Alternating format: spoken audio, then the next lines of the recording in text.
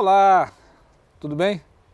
Começamos aqui agora mais um Beco Sem Saída no canal do Portal do Rosas no YouTube. Estamos aqui num jardim florido, verde, lindo, maravilhoso. E do nosso lado, aqui do meu lado, eu vim conversar com a ex-governadora, procuradora do Estado e agora pré-candidata, porque ainda não registrou a candidatura, ou já registrou? Já está pedido o registro.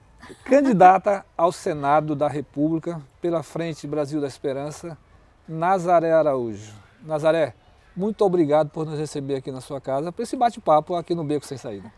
Muito prazer, Léo, ter você, todas as pessoas que te acompanham aqui no Beco Sem Saída.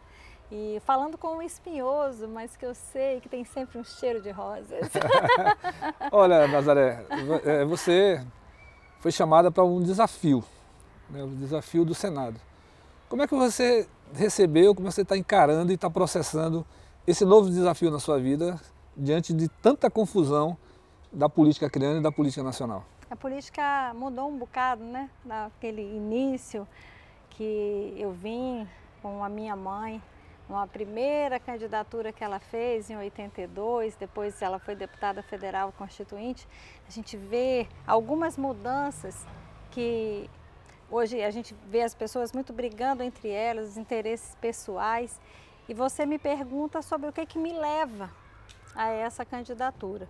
Em primeiro lugar, a gente está dentro de uma federação, né, a Federação Esperança do Acre, junto com o Jorge, o Marcos e todos os demais companheiros, as pessoas que estão junto conosco, e poder fazer esse caminho no Senado. Eu estava pensando, a gente conversou há alguns dias sobre a questão do mandato coletivo que eu estava fazendo para deputada federal, e eu fui convidada pela federação, pelo nosso candidato a governador, o vice, a estar nessa chapa majoritária, fazendo a representação do Senado. Acima de tudo, a defesa da democracia no nosso país, que você sabe que, para mim, isso se liga com a minha história de vida. No Senado é onde o Acre é igual a São Paulo, para você poder corrigir as coisas que venham muito pendentes sempre para o nosso centro-sul do país, sem reconhecer a importância dos estados, que mesmo tendo uma menor representação na Câmara Federal, eles precisam de investimentos. Nós somos uma população com um quantitativo pequeno, mas representamos a Amazônia, as pessoas que vivem dentro da Amazônia e que teve também, por todo um processo histórico de ocupação equivocada, problemas muito sérios que a nossa população enfrenta hoje, né? Então é isso que me leva, esse compromisso com a população acreana, esse compromisso com o Estado do Acre, que tem a sua origem, obviamente, na minha ancestralidade. No primeiro José Augusto de Araújo, que foi juiz da comarca de Cruzeiro do Sul, no meu avô, que fundou o município de Feijó e também chegou a exercer a prefeitura do município de Cruzeiro do Sul, da minha mãe, que é uma mulher de muita coragem, porque mesmo com tudo que ela tinha passado na ditadura militar, quando meu pai foi deposto num processo de coação. É que eu queria entrar um pouquinho, para depois a gente voltar aos tempos atuais. Isso. Você, antes de nós entrarmos aqui para gravar, você disse que encontrou um senhor de 101 anos e essa pessoa se orgulhava de ter tido a sua carteira assinada pelo seu pai. Isso. Seu pai foi o que na história do Acre? Para as pessoas que não conhecem. Eu digo que meu pai é o fecho do movimento autonomista, porque o Acre era território e as pessoas que quiseram sempre que o Acre fosse Brasil, queriam essa autonomia do Acre, o Acre se dirigindo, o Acre tendo um processo administrativo de escolha, um reconhecimento político da nação brasileira. E é ele que vem para montar ali, ele passa pela eleição de 62, uma eleição belíssima, em que o povo do Acre declara isso.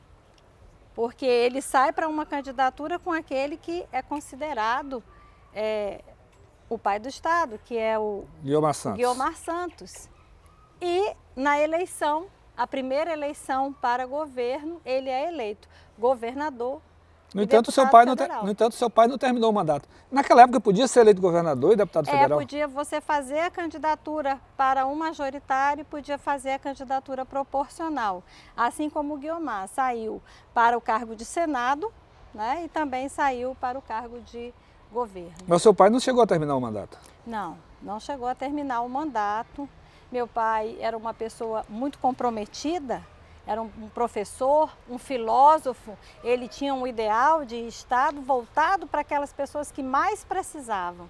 E tinham muitos processos de ocupação dentro do Estado que precisavam ser revistos, tinha toda uma estrutura, traz a estrutura do Tribunal de Justiça, de todas as instituições, né, do Ministério Público, foi ele também que instalou. Ainda hoje nós somos chamados para participar dessas solenidades que comemoram dentro das instituições. Foi uma montagem que ele estava ali iniciando, a abertura das primeiras estradas, a união do Acre através das estradas.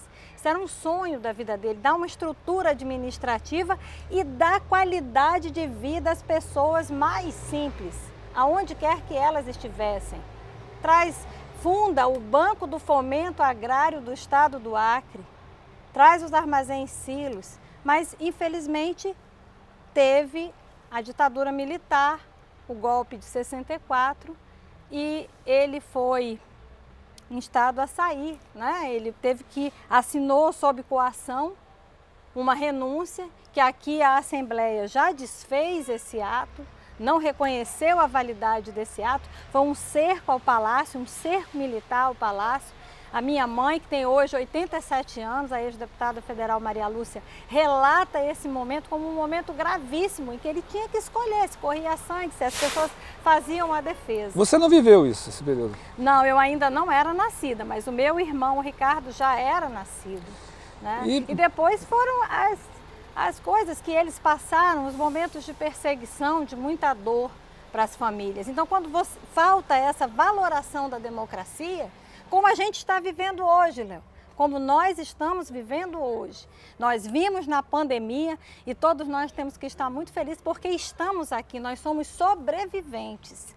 Nós somos sobreviventes de uma pandemia e temos que ter a valoração da vida, daquilo que nos informa, por primeiro. E a gente vê que isso faltou, com uma coisa muito simples, vacina, né? Vacina, faltou vacina por primeiro. Então é isso que faz a gente vir para o campo democrático, para o campo da política, para fazer essa valoração. Nós estamos aqui num ambiente externo, então esses barulhos que vocês vão ouvir faz parte aí da movimentação da rua. E você também não esqueça aí de se inscrever no canal, de ativar o sininho para receber as notificações das nossas entrevistas. Porque a conversa só está começando. Vamos voltar ainda para o seu pai. Seu pai morreu novo, né? Morreu com 41 anos.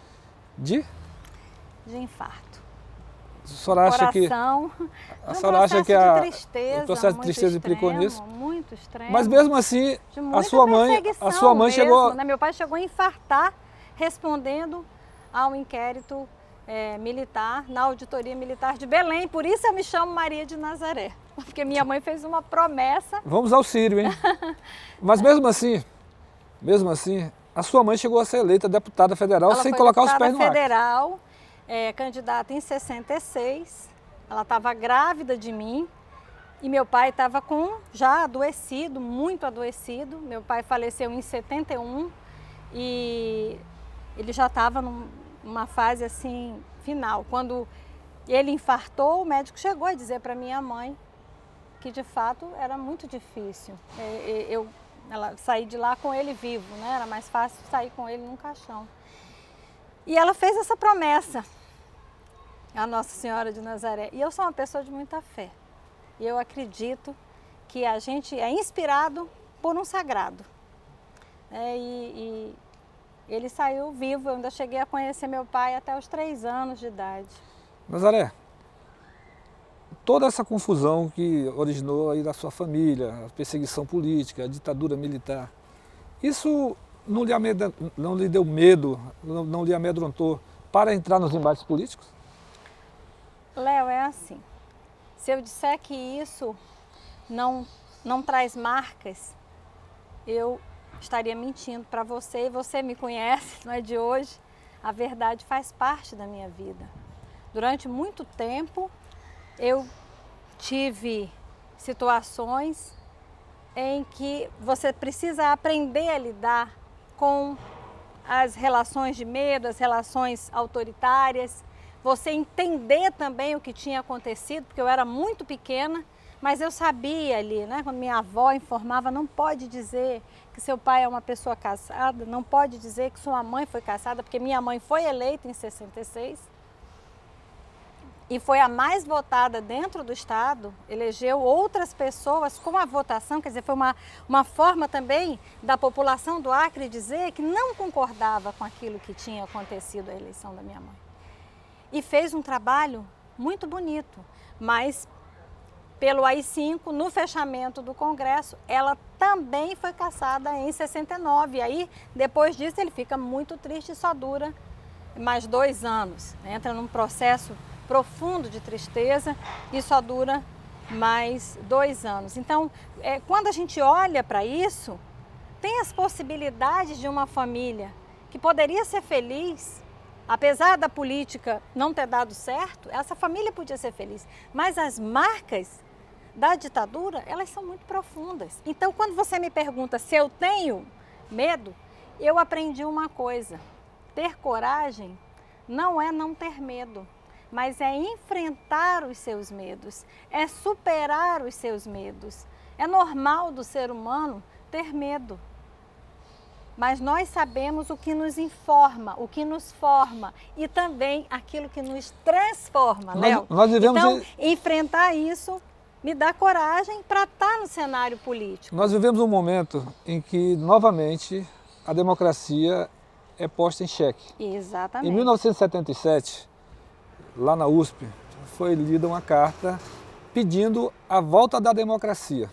Isso. Hoje, com quase 1 milhão de assinaturas, foi lida uma nova carta para que não volte a ditadura, na defesa da democracia. Como é que você está vendo esse momento em que vive o Brasil e particularmente aqui no Acre?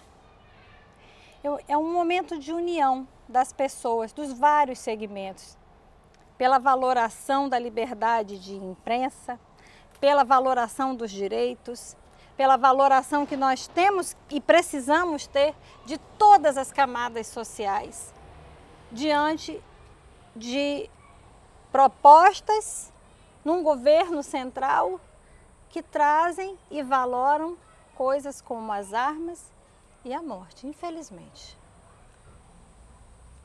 Ou que transformam isso numa indiferença, né? Frases como, não sou coveiro. Isso é uma coisa que a gente não tem como admitir num tempo em que você quer muito que as pessoas tenham dignidade de vida, valoração da vida, os movimentos sociais, a atuação das pessoas, atuações como a da CUFA, em todo o Brasil, fizeram a possibilidade de você salvar muitas vidas. Negação da ciência, uma coisa simples como vacina, um programa belíssimo que nós tínhamos no Brasil inteiro de vacina, isso se perde. Não acontece. Olha, então, essa Nazaré, retomada... Só um minuto. Eu não vou te entrevistar não, hein? Fica aqui, legalzinho. Essa é a Bela. É a Bela. Eu tenho a Lola. É a Bela. Segue, pode prosseguir. Porque as mulheres correm com os lobos. Então, só para encerrar aqui, do assunto do teu pai, Isso. que foi o primeiro governador eleito na história do Acre. Se hoje, assim, passado tanto tempo, você conviveu com ele apenas 3 anos, qual seria um legado que ele deixou para você?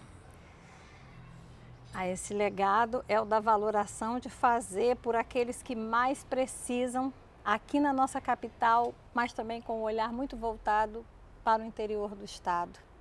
Ele era uma pessoa de Cruzeiro do Sul, é a terra dele. Meu conterrâneo, hein? É. E quando você pega o plano de governo dele, esse amor pelo Acre, pelas pessoas, pela dignidade, para que elas se reconhecessem capazes, isso para mim é o que me faz o grande compromisso com o Acre, né? Eu digo, Léo, que eu escolhi a minha profissão já talvez porque senti que a justiça faltou. A justiça faltou em tudo que ele vivenciou. E eu escolhi fazer a faculdade de Direito, que por sinal hoje, 11 de agosto, dia do advogado, parabéns para as advogadas e os advogados.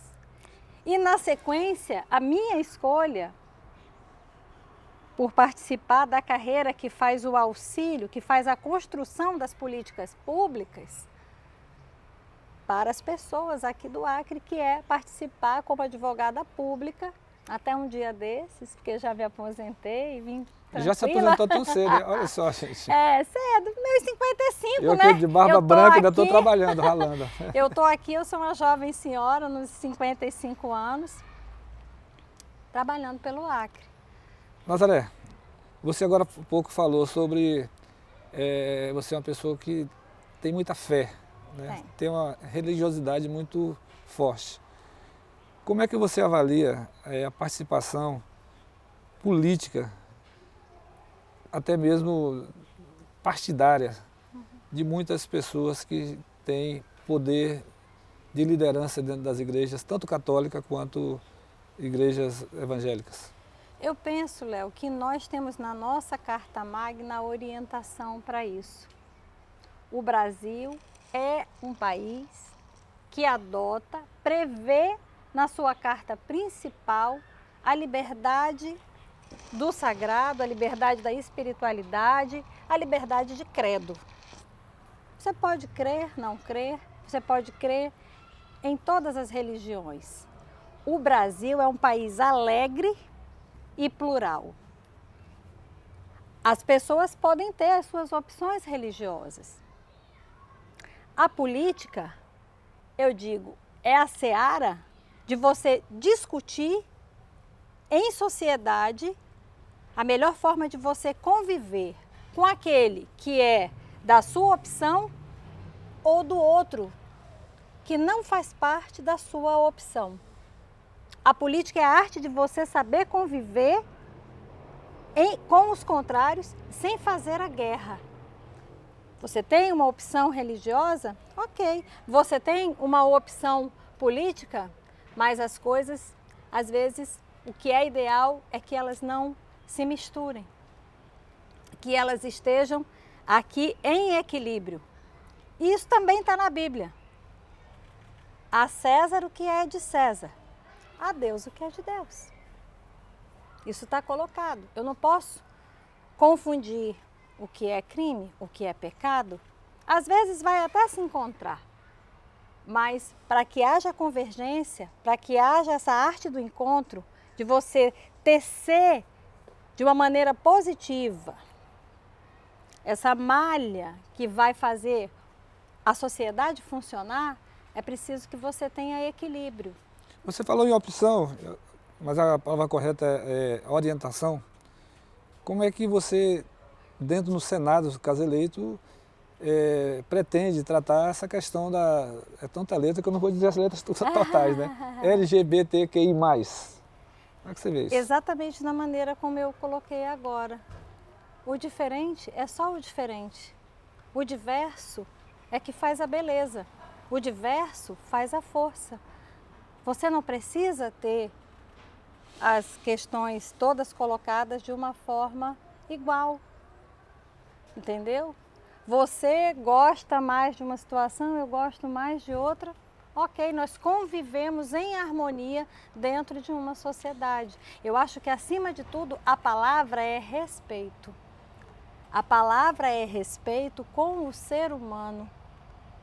É a gente propagar isso. É possível isso, Léo. Eu acredito muito nessa sociedade democrática que professa o respeito entre as pessoas. E se você pegar, são 7 bilhões de pessoas no mundo. É muito possível que a gente esteja se encostando muito mais. Chegar a esse equilíbrio é aonde eu vou ter que usar tudo aquilo, tudo que é o saber humano, em diversos campos, para que nós possamos ter equilíbrio na condução das nossas vidas. Tanto no Acre quanto no restante do país. Porque leis, a gente já tem muitas leis, a gente precisa avançar muito nesse campo das leis que vão fazer essa malha de tecido acontecer. Você veja que a gente tem uma lei belíssima que dá muita oportunidade para os jovens, que é a lei da tríplice hélice. Ali um pouquinho antes da Dilma sair, veio a lei da tríplice hélice, que reúne jovens, a sociedade civil e o mercado, para que esse jovem que está dentro da universidade modele protótipos de funcionamentos, de tecnologias, e isso seja absorvido por um mercado. Mas isso ficou no espaço, ninguém fala sobre isso. E para nós a tecnologia aqui no Acre é muito importante para que as pessoas nos locais mais distantes tenham acesso. A gente precisa lutar por isso, acesso à informação. A gente luta também contra a ignorância, entendeu? Talvez seja uma das coisas mais violentas, que produz muita violência, quanto a educação não é levada a sério. Aqui no Acre, a maioria do eleitorado é feminino. No Brasil também, na forma geral. E há um senso comum que diz que mulher não vota em mulher. Isso é verdade? Qual é a sua opinião, na forma geral? A participação da mulher na política, como é que você vê?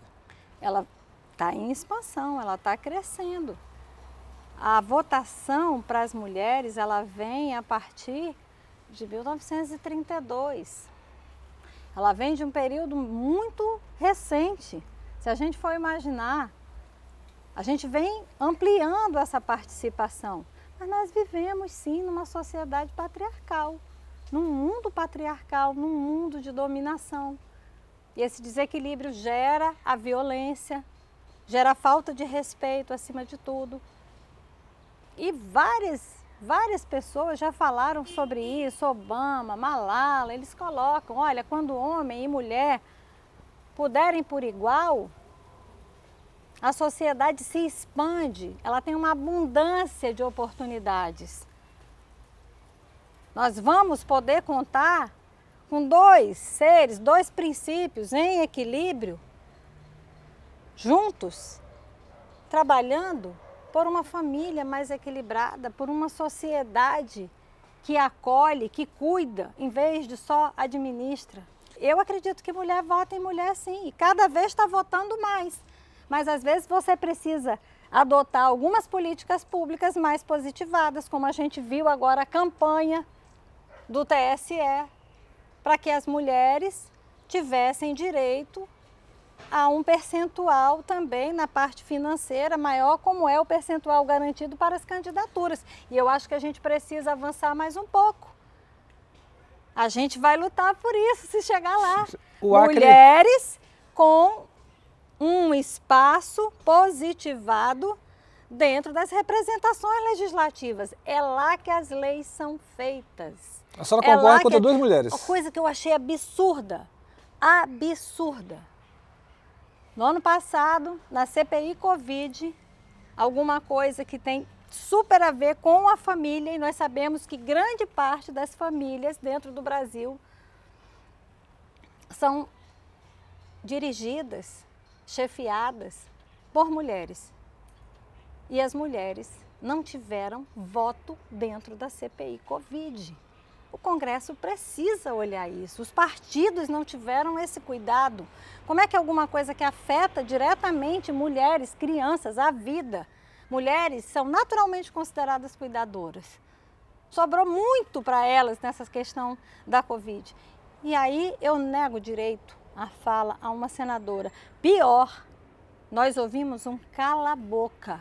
Cala a boca, aqui você não tem voto. Cala a boca. Se fosse você lá, Nazaré, iria calar a boca? Eu ia lutar um pouquinho antes disso, para que os partidos, na hora, inclusive escrevi um artigo que está dentro do meu Instagram sobre isso. Eu ia lutar para que na hora da formação a gente tivesse uma equidade na participação dos partidos com a presença das mulheres, para que elas tivessem vez de voto e a gente não visse aquele vexame dentro do Congresso Nacional, porque aquilo informa de uma maneira vexatória a condição da mulher, o que nós estamos vivendo de fato no Brasil. Como é que você, que estuda bastante, que conversa, que dialoga com a sociedade, consegue explicar o Acre como campeão em feminicídio no Brasil? Lamentável, é lamentável. É alguma coisa que, assim, dói dentro da gente ver essa condição. E aí, Léo, na minha alma nasce a necessidade da gente pedir uma representação do Ministério da Mulher, que eu tenho certeza o Lula fará um compromisso com isso e, se Deus quiser, ele será eleito e nós estaremos lá junto com ele para trazer os recursos para o Jorge aqui e para trazer a presença desse olhar junto com o Estado, para fazer um trabalho firme com todas as instituições, sejam elas do Poder Executivo, sejam elas do Poder Legislativo, e principalmente um olhar educacional desse respeito que eu te falava antes, entre as pessoas, entre os gêneros, entre a diversidade, para que a gente possa de fato trabalhar a valoração da vida e a valoração da vida das mulheres. Nazaré, você vai para uma disputa aí com 8 candidatos. Com você são 3 mulheres que estão na disputa. Certo. Como é que você está se preparando para enfrentar, além de candidatos apoiados pelo atual governo, candidatos que trafegam no seu campo de atuação, digo com os partidos mais progressistas, e alguns que são francos atiradores. Como é que você está se preparando para esse momento? Em primeiro lugar, Léo, eu penso que a preparação ela é interna. Ela é interna. Você tem que estar alinhado com o seu propósito. Eu sei porque sou candidata, eu sei do compromisso com a democracia, eu sei do meu compromisso, que é ancestral, com a população acriana, e com o momento que nós estamos vivendo agora, o risco que a gente está passando, do Brasil andar mais para trás e ser mais desrespeitado do que ele já foi. É com essa força, é com essa determinação, é com esse propósito que eu ofereço meu nome na candidatura do Senado pelo campo progressista da federação que faço parte. Federação Esperança, já está dizendo, é Esperança, é o Marcos Alexandre, é o Jorge, com a questão do trabalho. Nazaré, é um tema que a gente não pode fugir de forma alguma. Você não acha que tudo que acontece nesse país hoje, volta até as pessoas defendendo armamento, clubes de tiro, a educação ela cumpre qual papel e como você pretende se portar no Senado na defesa de algumas questões da educação? A educação cumpre um papel fundamental. Ela cumpre um papel fundamental. Depois que você nasce, que você está ali abrigado pela sua família, tem o papel da socialização. Depois do papel da socialização, vem o papel da garantia que a educação te traz, da boa convivência entre as pessoas, mas também das tuas oportunidades, de tecer oportunidades, de tecer a tua visão de mundo e de fazer o teu pertencimento dentro dessa sociedade. Léo, eu me lembro que quando eu era criança e muita coisa não era possível pela condição do meu pai, da minha mãe, os livros me davam uma capacidade de viagens maravilhosas dentro de um pequeno local, de um pequeno apartamento. Você incentivar a cultura, incentivar o pertencimento pela educação, é como o ser humano também vai se considerando ser gregário, participante daquela sociedade. Então a educação vai ter todo o meu olhar, entendeu? A gente tem alguns projetos que ficaram pelo meio do caminho, do meio do caminho. Nós sabemos também que educação e saúde, a partir do Temer, foram olhadas como uma restrição orçamentária quando a demanda deveria, né, inclusive, ali chamando as pessoas para compromissos maiores. Inclusive, dentro da sociedade. Nazaré, os nossos senadores atuais e o governador quando senador votou a favor do corte de 25% da saúde e da educação. Você Grave. votaria isso? Não. Com certeza não, porque sei do efeito que isso traz para a base, do efeito negativo que cortes produziram. E mesmo assim, entenda, Léo, foi através do SUS, o próprio Mandetta disse isso, eu votei contra o SUS, mas agora eu sou totalmente a favor do SUS. Quem deu a resposta na pandemia? O SUS. É ele que precisa ser fortalecido. É o sistema de educação que vai transformar um mundo que está caminhando pela robótica. As pessoas querem oportunidade, as pessoas querem o acesso tecnológico. Um mundo em que você tem a mudança como o que é mais constante. O que é constante é a mudança.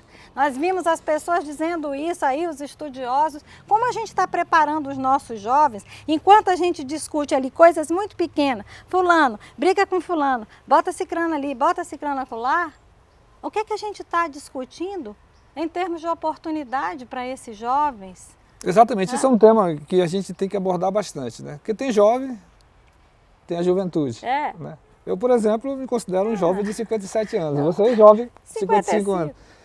Mas nós vemos assim alguns jovens que estão seguindo o caminho das facções. Né? Outros jovens não têm oportunidade, termina o nível superior, não tem oportunidade de emprego, de inserção no mercado de trabalho. Como é que você poderia contribuir como senadora para mudar esse quadro? Ampliando as oportunidades, e hoje a gente tem alguns programas que acabaram. E a gente precisa ampliar essas oportunidades, criar novas oportunidades, ampliar programas como o ProUni, como o FIES, como o Pronatec. Ampliar inclusive nas temáticas do que eles tratam. Trazer de volta um programa como o Brasil Sem Fronteira. Meu Deus, os bolsistas ontem no Itaã, eu vi o professor Moacir Lobão falando que 98... E o João Lima. Professor João Lima. Falando, você viu também, falando que 98 alunos foram jubilados porque não tiveram condição de cursar o engenharia florestal, porque é o apelo, é o trabalho. Então, as bolsas que vão garantir a nossa possibilidade desses jovens estarem com oportunidade de emprego, oportunidade de formação, de qualificação.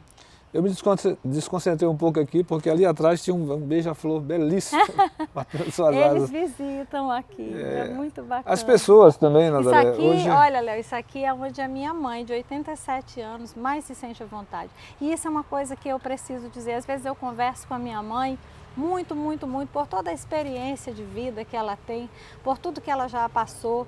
E a minha mãe nunca ensinou pra gente a ter ódio das pessoas. Ela sempre dizia, é com amor que a gente trabalha, com dedicação. E quando eu expus para ela o convite que eu tinha recebido, né, de sair do mandato coletivo e vir para a questão do Senado, essa ideia do mandato coletivo também me encanta muito, porque é a união das mulheres para acreditar que elas podem passar de uma determinada tampa e participar da política, que é um grande desafio. Ela disse assim, minha filha, vá para o Senado, eu acho que você tem coisas para dizer lá, que você fala aqui comigo, eu acho que são grandes ideias. E todas as noites eu rezo a Deus para as pessoas te ouvirem, para as pessoas acreditarem que é possível essa mudança, que a gente tem ideias de como nos unirmos para a gente sair de algumas condições. Porque ela chega para mim e diz assim, eu nunca imaginei ver o Brasil do jeito que eu estou vendo hoje. Eu achava que a gente já tinha passado dessa fase, mas infelizmente a gente regrediu e a gente precisa voltar a fazer essa defesa. Então isso é muito forte, sabe? A minha mãe tem 88 anos, vai fazer 89, tá da geração da tua mãe. Mas graças a Deus ela está muito lúcida, tem muita dificuldade de locomoção. E esse Jardim Alice, eu adoro olhar o verde, porque ele traz a esperança. E aí no final do ano eu fiz para desejar, né, feliz ano novo, eu disse assim, eu plantei um pé de esperança na frente do meu jardim. Quem quiser sementes ou mudas, pode pedir para mim. Belíssimo. Agora, a gente está caminhando já aqui para o nosso final do bate-papo, excelente, diga-se de passagem. A gente trocou muitas ideias. Hoje fala-se muito na questão de família, Isso. na política. Pessoas de bem, pessoas de família. Isso é sinal de que as pessoas que falam de família, falam de pessoas do bem, realmente querem o bem para a sociedade? Olha, Léo, essa questão do outro, né, de como o outro pensa, a gente precisa também, muitas vezes até entender, admitir, diz que o cristão ama porque ama ou ama por compaixão, né? Eu sou uma pessoa também que venho de uma família que tem compromissos dentro da política. Você tem pessoas que são de famílias políticas, não vejo isso como assim um grande problema. O problema é o que você quer. Quando você entra dentro da política, sendo de uma família política, não pode ser só o benefício pessoal. A política não foi feita para benefício pessoal. No ano passado, pelo Natal, eu li uma carta que eu fiz para minha mãe quando eu entrei na Procuradoria e eu me lembro muito dela dizendo, política não é cargo, mandato, não é para as pessoas se servirem. O Papa Francisco diz isso. A política é a maneira mais certa e mais de doação que uma pessoa pode ter, porque você está indo pelo coletivo. Então a política é uma forma de você servir ao coletivo. Você vem de uma família política, você pode servir ao coletivo. O que você não pode é fazer benefício pessoal. E aí, tanto faz, se você vem de uma família política, sim ou não. As garantias que um político tem de fala, de tribuna, são para que ele defenda o quê? Uma coletividade. Isso tem que estar acima. Nazaré, você falou de família, tudo bem. Conceito que eu considero correto. Mas sobre a familiocracia na política, o que a gente vê é candidato coloca filho, outro coloca mulher, outro coloca tio. Como é que você vê isso? Sem desconsiderar que você também, dentro da sua frente, tem pessoas assim. O que eu penso não é a questão da família na política. É válido pessoas de uma mesma família quererem participar da política. Mas é o que você faz com o seu pensamento, com a sua participação dentro da política. A política não pode ser para servir a uma família só, ou a um momento em que a pessoa coloca ali fulano, beltrano, cicrano para saber como se apodera do maior espaço de poder. Não é isso. A política, ela é feita para você exercer seus cargos, seus mandatos a favor da população, no sentido de você servir ao público. Está acontecendo isso, na sua opinião? Muitas vezes não, muitas vezes você vê a particularização, a individualização de situações e de mandatos que são voltados para o poder pessoal. E isso é uma distorção da política, que é esse processo que eu lhe falei anteriormente, da convivência entre as pessoas, de você elaborar e formular em sociedade boas políticas para as pessoas, para o coletivo, a partir de um diagnóstico de sociedade. Como é que você participou do governo passado como vice-governadora? Como é que você está vendo o Acre hoje? O Acre hoje está numa crise muito grande. Nós somos o segundo estado com o menor PIB da nação, que nos informa que tem muitas pessoas na miséria, o que bate quando você vai às pessoas nos locais mais pobres. Uma das cestas básicas mais altas do país, o que eu tenho nessa combinação? Fome. Fome voltando no Brasil inteiro, fome voltando também no estado do Acre. Você entra em algumas casas, as pessoas não têm absolutamente nada. Isso é muito grave, né? O eco das mães pedindo aqui por apurações. E aí eu vejo também, e Léo, como O cargo a que eu estou me dirigindo é o Senado, eu preciso falar do Brasil também. Eu tenho que falar do Brasil também. Isso não é diferente dentro do Brasil. Não é diferente. Isso é muito grave. Você está numa chapa formada, tida como muito forte, pelo ex-governador, ex-senador Jorge Viana, pelo ex-prefeito Marcos Alexandre, da capital, que também concorreu nas eleições passadas a governador e não obteve sucesso. Você, procuradora aposentada do Estado, foi vice-governadora do Estado do Acre. Como é que você pode imaginar que uma eleição sua de senadora poderia contribuir para o Acre em caso de uma eleição de Jorge Viana aqui e de Lula nacionalmente? Contribui muito fortemente, contribui com o meu propósito melhor na construção das políticas públicas, que é uma coisa que eu já fiz com muito carinho dentro da Procuradoria-Geral do Estado. E o Senado é o local onde você discute essas políticas públicas para formular e trazer as matérias Nós que estamos bem sejam representados realmente... Nós hoje temos situações em que as pessoas votam contra determinadas matérias que seriam do interesse das pessoas aqui. Você viu como votaram as pessoas em relação, os senadores e uma grande maioria dos congressistas, em geral representando o Acre, na questão da reforma trabalhista ou na questão previdenciária, a questão dos BCPs aqui no Acre, a questão dos servidores públicos. Nesse ponto é importante. Culpados de tudo. Nesse ponto é importante. O que é que o servidor público pode esperar de um mandato da senadora Nazaré? Compromisso. Muito compromisso com eles.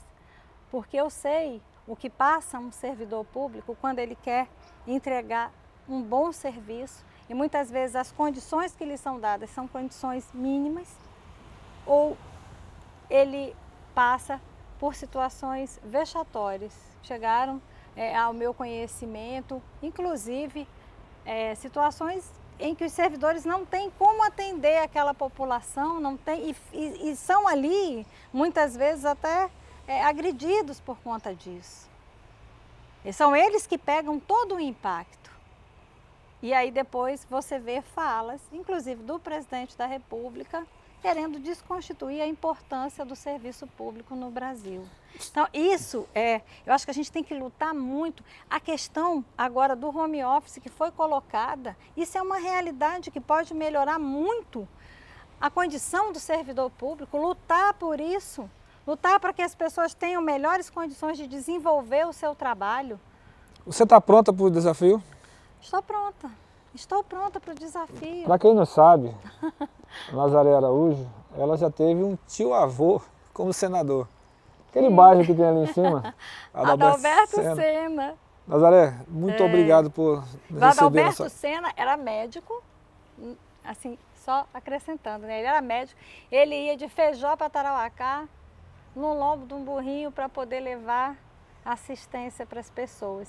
Esse é um compromisso que vem da minha família, da forma como a gente faz política. Eu tinha muito prazer, Léo, de ir nos locais mais distantes do Acre, no Icuriã, nós em fomos, alguns lugares, fazer uma mulher cidadã.